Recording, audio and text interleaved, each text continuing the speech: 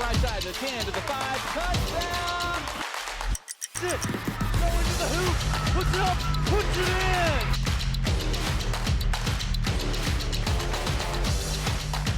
A fantastic play.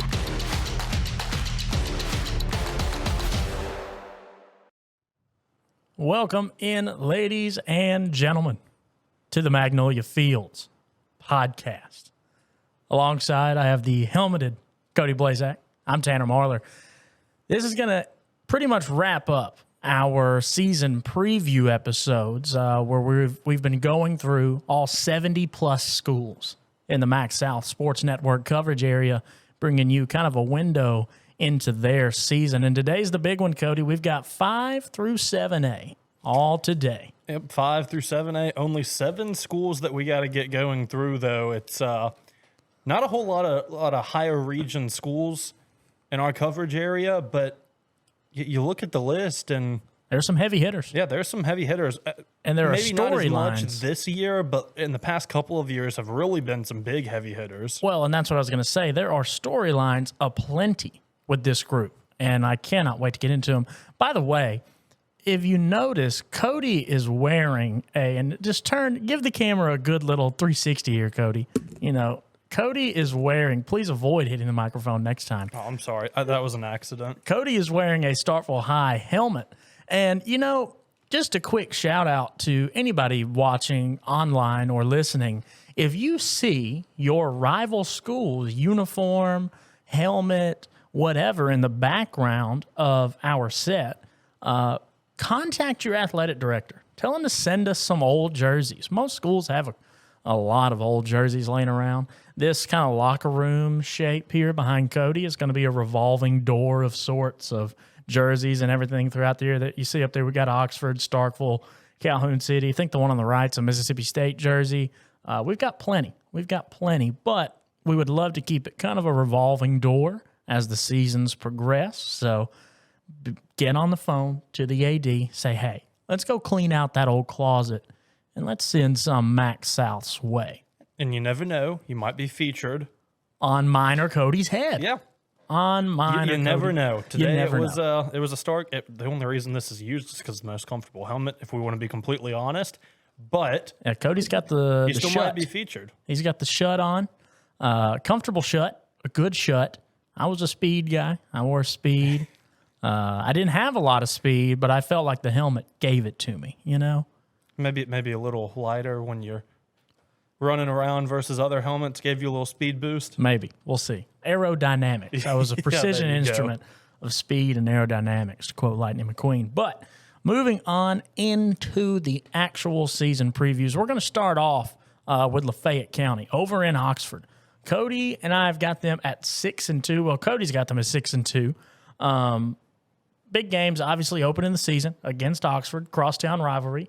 And then they're going to play West Point again on October the 25th. I still can't get over how many good games there are in that window, that 18 to 25th of October window. Yeah, there's a whole lot of good games coming our way. And Lafayette is one of those teams that I personally am a little bit high on just because they had a pretty solid season last year. They get some production returning, and we'll get through these other schools, but the other schools in the region, they lost so much. It's hard to think that they're going to be as good as they have in the past couple of years. So Lafayette, to me, with all that returning production and a pretty decent season last year, they made it to the second round when they lost to Clarksdale. To me, it just shows me that they have places to improve and that they can improve. I 100% agree. And then, you know, I look at the staff here, and obviously with Coach Hart being back at the helm for Lafayette County, has led that program to great success in years past. I believe this is only his second year at the helm, back at the helm of that program. We saw their first game last year. Coach Hart has always done a great job of just winning football games. I think he's going to do the same thing this year. This could be the year, to me, we see Lafayette start to turn the corner again and get back to their winning ways. Yeah, and you can't always have success immediately. There's going to be some times where you have to build through it. And I think last season for Lafayette, 7-5, not a great record, not a bad record by any means. And once again, made the postseason. But Nick Thompson, your starting quarterback, is returning as a senior, had just over 2,000 yards, had 20 passing touchdowns. You get him back, and there's the leader of your team who's hungry for a state championship in his senior season. Yeah, and then, both teams, Lafayette County and Oxford, like to air it out there in the northwest corner of the state, essentially, close to the northwest corner-ish, right over there in Lafayette County. You get what I'm saying. They like to air it out. The air raid is alive and well over there. With Thompson back, I think Lafayette could make a push this year. Do they beat West Point, Cody? I think it's a possibility. There are a couple of these games that are like toss-ups. I mean, they get Oxford, Clarksdale, West Point, teams like that. And to me, I think you're going to split those games. You may not win West Point, but you might win Clarksdale or vice versa. I think it depends on where they're at when they get to these teams in the season. And it's just, we'll find out. I'm looking forward to see Lafayette, though. I really think that they have a lot to show this year. I do, too. I think that they're going to be much improved. In that first game against Oxford, my eyes are going to be turned that way if we're not there in person covering it, or at least going to be turned that way to look at that final score. I'll tell you this. I'm not going to feel shaky, but I'll get a little nervous if Lafayette doesn't win that first game. I mean, we'll get to Oxford as we go down this list, but something about those Commodores this year for me. Yeah, and this is still, though, a 5A versus a 7A. They're going to jump up. They jump up a good bit when they go up and play Oxford, so just from a sheer numbers perspective. But prediction for Lafayette County this year, the Doors, 6-2, 2-1 in division play. And that's 6-2 with what we were given. But they might be 8-2. Just got to see the rest of that schedule. The Max Preps again, shy on 2 games, we're assuming. So just depending on who's scheduled, I mean, it's very possible they go 8-2, or it could be 6-4 depending on who they scheduled. Absolutely. On into Neshoba Central. Neshoba Central picked by Cody to go 7-3, 4-1 in division play. Big game against West Point September 20th, and Callaway November the 7th. Yeah, a couple of tough matchups. I think they could be. It just really depends. West Point is one of those teams. Yeah, you lost your main piece of production. Well, you not only lost production, you lost a head coach. So there's a couple of things that they're trying to rebound from. There's some raw talent out there, though, and if I had to guess, they're going to make it work, and they're going to do what they've done the past couple of years. But yeah, that's a big game, and it just really depends on what they bring to the table. Well, and it's also worth noting that the coach at West Point now is not completely new to the system. He was on the staff for these past few seasons. He was on the staff last year that won a state championship. I think the mantra was he's going to carry on what the former coaching staff left behind. That's kind of the hope for West Point. Certainly with a program like that, the tradition is there of greatness. I mean, more state championships than any other, I believe, school in the state in football. So the Wave, going to be back, going to be tough no matter what. Yeah, they will be tough. And yeah, I think that's kind of why I put it as one of those top games or one of those intriguing matchups for Neshoba Central, is because you think you know what you're getting, but you really don't. You really have no idea. Which, I mean, I guess you could say for any of these teams, but it's a little more different when you lose a head coach and your top piece of production out at West Point. But once again, Neshoba Central has a couple of returning key pieces, starting QB Will Williams, Makai Gaddis, their running back. So, I mean, a couple thousand yards of production right there and 17 touchdowns. Yeah. Running back averaged just under 100 yards a game last season. So you get that back, and you think he'll probably be able to break that 100 yards a game threshold. And not a great record, but enough. Yeah, enough. on into the Chargers of Oxford High School. And Cody, you and I share the same opinion on this. Almost, I think by the end of the season, we'll be able to consider Oxford a paper tiger. I really do. I think that their non-divisional slate is weak enough that they're going to win a lot of football games, but when they get into the postseason, it's going to be tough sledding. A lot of that because last year, if you watched Oxford, you saw the dual quarterback situation with the Grandjean brothers. Oldest graduated, the younger one now transferring out. No starting experience in a varsity football game under center for the Chargers. Yeah, it's tough. You also lost your starting running back. Your second string only had 310 rush yards last year. You've got a lot to replace. They made it to the second round where they lost to the eventual state runner-up in Starkville last year. Had a solid record, 9-4, went undefeated in region play. But like you said, it's the big question mark is that who's under center? Who's under center? And from what I've heard, at least talking to people in Oxford, it's going to be a sophomore. I haven't gotten the name yet, or if I have, I haven't committed it to memory. We will see them, obviously, at some point this year for the Mac South Game of the Week. But it's going to be tough sledding for Oxford this year. But like you said, the division for Oxford is not great. I mean, look at the schedule. Yeah, well, I also, sticking with the quarterback real quick, to me, if Michael Grandjean stays, doesn't transfer out, the younger of the brothers, he was a sophomore last year, he's a junior this year, those two split time. Yeah.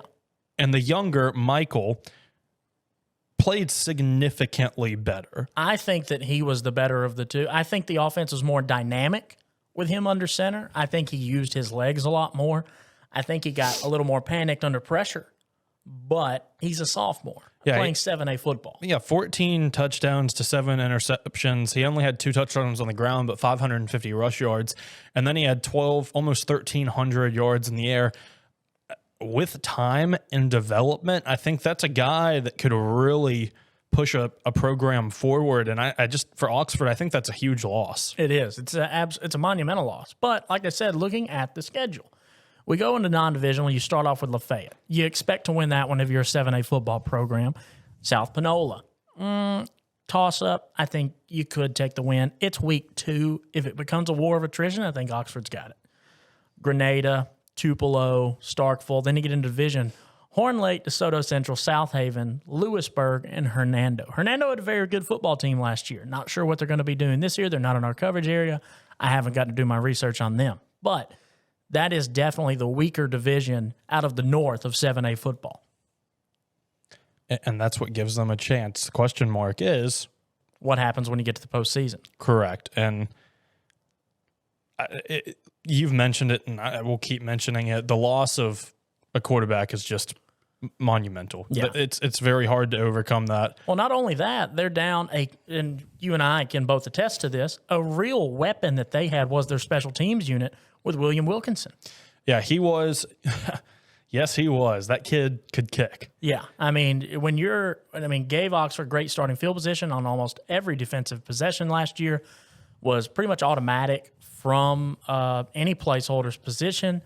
I think they're going to really miss his activity on the special teams unit. Yeah, it may not be someone who shows up flashy in stats and all of that jazz, the box score, but he made more of a difference than you realize. He was the reason they were in that Starkville game late. Yeah. Just kept on pinning Starkville back, made life difficult for him. Yeah, he's a piece that you're going to miss. He's a guy that at the college level, he might help you out every once in a while, but at the high school level, we can help you out when you have a leg like that and no one else does, that's, believe it or not, that position is an X factor in that situation. Completely agree. Moving on to Pontotoc High School. Not a great year for them last year. They have not handled this kind of transition with these new classes very well. Only 8 games on the Max Prep schedule so far this season, but not looking to be much of a change. We've got them at 2-6 out of the games listed right now. Yeah. Their team in 10 games last year combined for 700 total pass yards. Yeah. I mean, don't get me wrong. They run the air out of the ball down in the pit, But they had you've more got pass yards than they did rush yards. Yeah, That's where the issue comes Yeah, that's in. the thing is if you're going to try and run the ball. Now, granted, this was off of Max Preps data. We've seen that their Max Preps isn't 100% accurate on what we've been given so far. Those totals might be wrong. But from the statistics that we have, they were not great last year. And we're kind of thinking it might be more the same this season. Yeah, I imagine it will be similar. You have a returning quarterback who was a freshman last year. That also doesn't help when you have that much inexperience. But Cortland Pass, I imagine you'll see him for the next couple of years. Who knows? His improvement could be drastic and really help this team. He's starting as a freshman for a reason. He's obviously got the talent. Like you said, it's just going to be a matter of how much can he improve. Yeah, and he's not going to make that progression in one off season. He can make some, but he's not going to make that jump immediately. So it'll take some time, and I imagine you'll see some improvement this season. Numbers will go up. Maybe they get an extra win. I don't know. Yeah, I completely agree. On up the road to Saltillo. I believe they've got 11 regular season games on their Max Preps for this season so far, which is why we have them at 3-8. Usually teams only play 10. We'll see what that kind of shakes out to be. But their big game against Lake Cormorant, October the 18th. Saltillo, statistically, historically, not great at football in this division. We think that trend kind of continues. Yeah, I don't see anything pointing to it not. Once again, another team that loses a lot of their production. They do get back senior running back Keyshawn Robbins, just under 800 yards last year, 11 touchdowns. You get him back, but otherwise, you put yourself in another tough position. They went 2-3 in region play last year, got into the playoffs, but lost first round to Warren Central. And I just imagine Saltillo just seems to be trending like a horizontal straight line. It doesn't feel like they're going up or down, just stays at where they're at. Yeah, they haven't been really good in a long time. I don't see any reason that changes this season. On into the big fellas. On into 7A yet again. The Yellow Jackets. State runners up last year. But you look at what they lost, and obviously what jumps off the page is Trey Petty and Braylon Burnside, Stonka. But there's a huge but right there. That's not all. Because last season, teams really keyed in on Petty and Burnside, and they relied on a couple more seniors to really kind of carry them over the hump in a lot of games.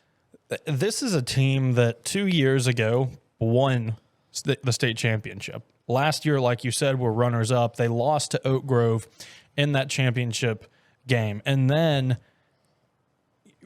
the big names we're going to talk about are Trey Petty and Stonka Burnside, because one's a 3-star quarterback that went to Illinois. The other one's a 4-star receiver that went to Mississippi State. You look at that offense, though, anywhere in the 70% to 80%, that offense is gone. Gone. I mean, losing a couple of players here and there is one thing, but 80%, that is very tough to replace. And on top of the fact you did have those national recruits on that team, so you take those away, it's tough, period. Absolutely. And then you take even more away just because of they had so many seniors. Yeah, it's not going to be easy for Starkville this year. They lost Cortland Cooper. They lost, I'm just scrolling through last year's roster right now. They lost Trey Petty, obviously. They lost Christopher Hall. And this is just a few of the names mentioned. But, I mean, Jalen Turnipseed, I believe, is gone. Turnipseed was big for them. I mean, he was that number 2. Yeah, it's just going to be tough sledding to replace all of that talent. I believe they lost Parker Simpson. I think they've got their big tight end back. So they've got a threat still in the passing game, and they're going to have speed. The question is, are they going to have the size to match it like they have in years past? I don't know how you do. No, I don't either. And you take a look at the record we gave them at 5-4. I know it's not pretty. No. But And they might prove us wrong. And if they do, good for them. But as of right now, haven't been able to see them. You lost so much offensive production, your 2-star players. And they don't have an easy schedule either. No. It's not like I have them losing to no one. Well, you're opening the season against the best quarterback in the state by the numbers in Camario Taylor in Noxubee County. Then you play West Point. Then you're playing Meridian, who's never a slouch. Then you're going to Louisville. You're going to Oxford. It's not an easy non-divisional slate, and it only gets tougher when the division hits because they're in the good North Half division. Yeah, and I was about to go there with that too. I have them at 2-2. Yeah, I think that's pretty fair. I think that's pretty fair. I mean, you look at excuse me, I have them at 2-1, but I'm looking at 4 divisional games scheduled right now. I'm looking at then Germantown. It is 2-2. Excuse me, Germantown, Clinton, Madison Central, Tupelo. So, and unfortunately, I think you could possibly go 0-4 in that. You certainly could. You certainly could because again, that's I think the best division in 7A football and you've heard the head coach of Starkville talk about it in several interviews. This division just beats up on each other all season long. Yeah, it's not an easy place to play. Hey, it's championship football. That's exactly what that division is. That's what it is. It's the North Half representative is probably going to be someone out of that division. Yeah, I would guess the same thing. Starkville might turn it around and we might see something, but a tough schedule, a lot of production lost. It's hard for me to be confident that they're going to be good. I agree.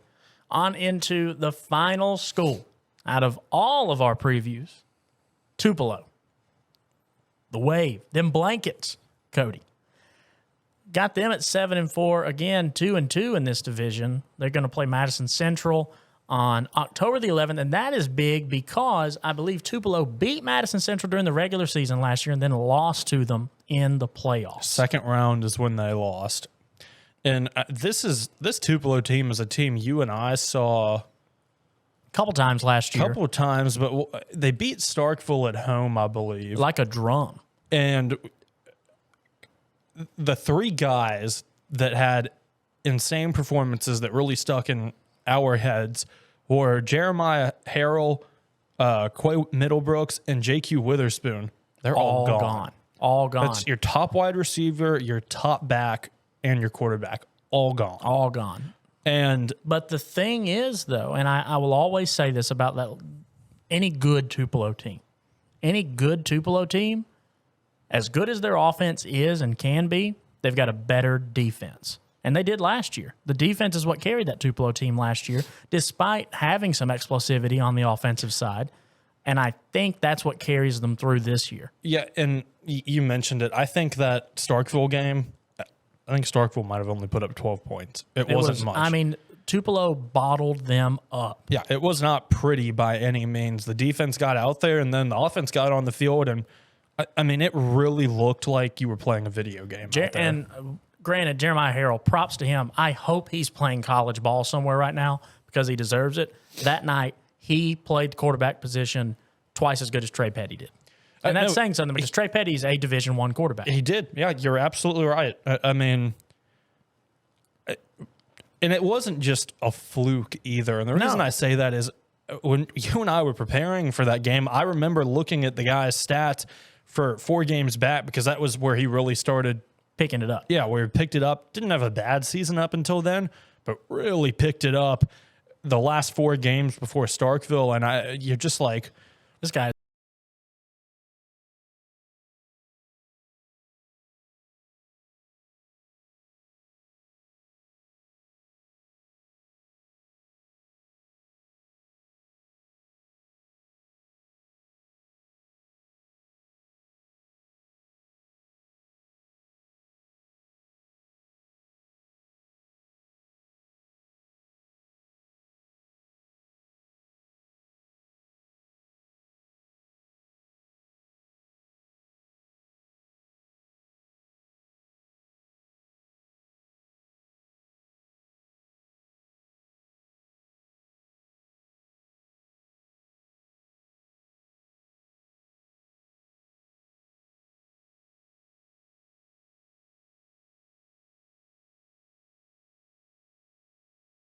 I agree. They're a great team, but like you said, our coverage area, these teams we just went over, they're just going to beat up on each other. Just like you said, it's tough when you beat up on each other like that. When both teams are so good, it also results in injuries, which is something you have to take into account when you go to playoffs or whatever it may be. So, and we can't predict that. We don't know who is going to get hurt, who's not going to get hurt. Hopefully nobody gets hurt. Hopefully nobody. It happens. And so you have to take that into account and where a team sits come the postseason. Yeah, absolutely. Well, that right there wraps up all 70-plus schools in our coverage area for football season. Whether we'll do a basketball predictions episode, we don't know. We may do a predicted state tournament bracket. We may do something like that. But with basketball, you double it because we've got boys and girls. So, yeah, there's a whole lot. I mean, we'll see. Well, why would you say that? That really just, wow. I was going to say, is your mind melting now? It's 70 schools, but it's 140 different teams. Yeah. Wow. Yeah. That would be wonderful. That's a word. That's a word. I wouldn't use it, but that's a word. It was used in sarcasm. I think I would hope. Yeah, it's not. Hey, what I know is I think we could get through it, though. We could get through it. We would might have be fun. crying at the end of it. Nah, we would have fun. We would have fun. I'll get a jersey from somewhere. We'll make it. We need to get a mini hoop put up in here. I actually thought we had one.